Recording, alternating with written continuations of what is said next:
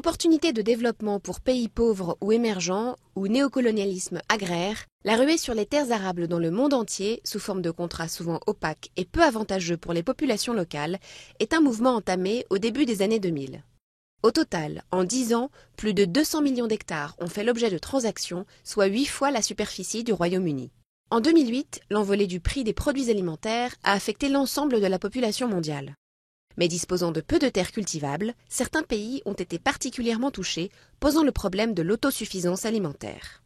Échaudés par la crise, leurs investisseurs financiers ont alors été alléchés par la rentabilité du commerce des denrées alimentaires. Ainsi, investisseurs privés nationaux, groupes agroalimentaires et autres fonds de pension ont entrevu dans les terres agricoles à l'étranger une importante et nouvelle source de revenus. Parmi ces pays figurent principalement l'Arabie saoudite, l'Inde, la Chine, la Corée du Sud, le Japon ou encore l'Égypte. Ils prospectent et achètent dans toutes les régions du monde, mais principalement en Afrique, qui concentre les 2/3 des investissements. Or, ces investissements, basés sur la mécanisation et sur l'importation de travailleurs étrangers, privent les paysans locaux non seulement de ces terres dont ils dépendent, mais aussi de travail.